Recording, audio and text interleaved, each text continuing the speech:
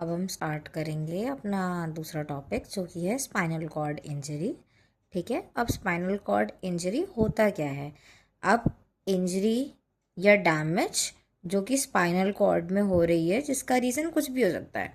Trauma हो सकता है, कोई भी डिजीज़ हो सकती है, या डिजेनरेशन हो सकता है न्यूरल स्ट्रक्चर्स का। ठीक है, जैसे हमने पहले पढ़ा था traumatic brain injury, but that was traumatic, तो उसका जो कॉज था specific, that was external mechanical trauma. लेकिन यहाँ पे कुछ स्पेसिफाइड नहीं है। तो स्पाइनल कॉर्ड इंजरी या स्पाइनल कॉर्ड का डैमेज किसी भी वजह से हो सकता है। कोई ट्रॉमा हो सकता है, एक्सटर्नल डिजीज़ हो सकती है, डीजेनरेशन हो सकता है। अब इसकी वजह से होगा क्या, पार्शियल या कंप्लीट लॉस हो सकता है sensory, motor and autonomic functions का। क्योंकि स्पाइनल कॉर्ड की जो हमारी नर्व्स निकलती हैं वो सेंसरी मिक्स्ड नर्व्स होती हैं, उनका काम क्या होता है, sensory, motor and autonomic functions. तो वो जो फंक्शंस हैं स्पाइनल कॉर्ड के, वो कंप्लीटली या फिर पार्शियली उनका लॉस देखा जा सकता है।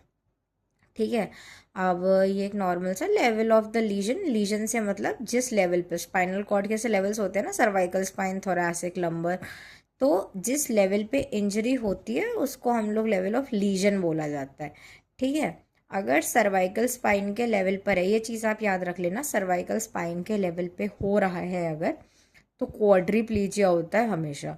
एंड सर्वाइकल स्पाइन से नीचे जनरली पैराप्लीजिया, और वैसे जनरली पैराप्लीजिया देखा जाता है। अब ईटियोलॉजी मतलब इसके कॉजेस, ट्रोमैटिक और फिर नॉन ट्रोमैटिक। ट्रोमैटिक में हमारे सीमैस ब्रेन, ट्रोमैटिक ब्रेन इंजरीज आएंगे। आरटीए हो सकता है, लंबी हाइट से, ऊंची हाइट से गिर जाना, स्पोर्ट्स इंजरीज हो सकती हैं, इंडस्ट्रियल या ऑक्यूपेशनल एक्सीडेंट्स हो सकते हैं, गन शॉट वुंड्स हो सकते हैं, या फिर वॉयलेंस हो सकता है मार पिटाई में। और नॉन ट्रोमैटिक में हमारा क्या क्या हो सकता है, ट्यूमर हो गया, मतलब कैंसर हो गया, स्पाइनल ट्यूमर हो गया, टीबी हो गया स्पाइन का, इन्फेक्शंस हो सकते हैं, बैक्टीरियल, वायरल, फंगल।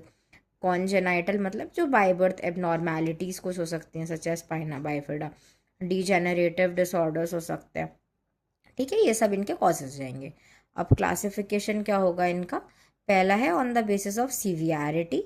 सीवियरिटी में हम लोग तो देखेंगे कंप्लीट इंजरी और incomplete injury.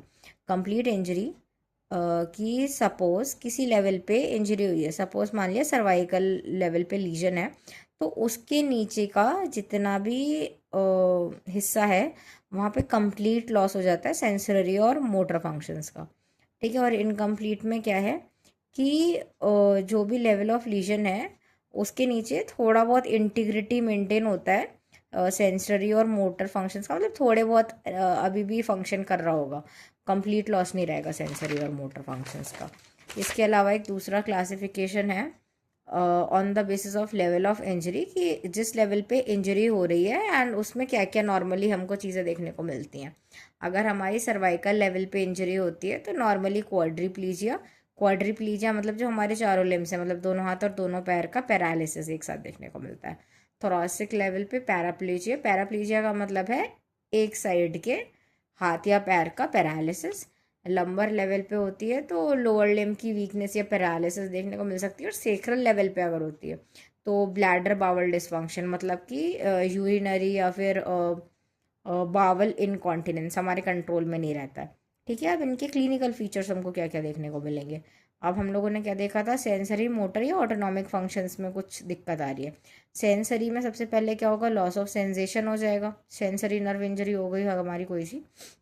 Loss of sensation, किस तरह का सेंसेशन हो सकता है, पेन, टच, टेम्परेचर, नमनेस आ जाएगी। मोटर में सबसे पहले तो हमारा मोटर कंट्रोल चला ही जाएगा, मोटर कंट्रोल चला गया तो क्या आता है, मसल वीकनेस या वेस्टिंग में चली जाएगी या फिर पैरालिसिस।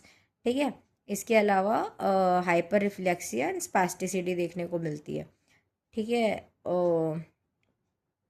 ये वैसे यूएमएन और एलएमएन अभी आपको बाद में पढ़ाए जाएंगे, ये उनका पार्ट होता है। यूएमएन लीजन्स में देखने को मिलता है अपर मोटर न्यूरॉन के लीजन्स में। हाइपर रिफ्लेक्सिया एंड स्पास्टिसिटी हो जाता है। स्पास्टिसिटी मतलब स्पास्टिक का मतलब होता है मसल्स ना एकदम अकड़ जाना, टाइट हो जाएंगी।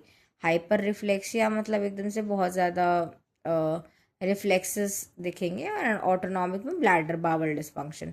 अब इसके कॉम्प्लिकेशंस क्या क्या हो सकते हैं, अब मान लीजिए कि अब हम लेके चलते हैं कि स्पाइनल कॉर्ड इंजरी हो, पेशेंट इस टाइम पे पैरालाइज्ड पड़ा है, ठीक है, बेड पे।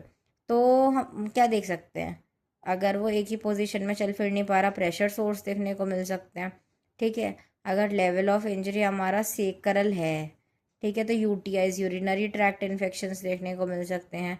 डीवीटी, डीप वेन थ्रोम्बोसिस है, कॉन्ट्रैक्चर्स, मसल एट्रोफी क्योंकि मोटर फंक्शंस हमारे इन्वॉल्व हो गए हैं, ठीक है, अफेक्टेड है। रेस्पिरेटरी प्रॉब्लम्स हो सकती हैं। फिजियोथेरेपी मैनेजमेंट इसमें सेम रहता है जैसा हमारा ब्रेन इंजरी में था।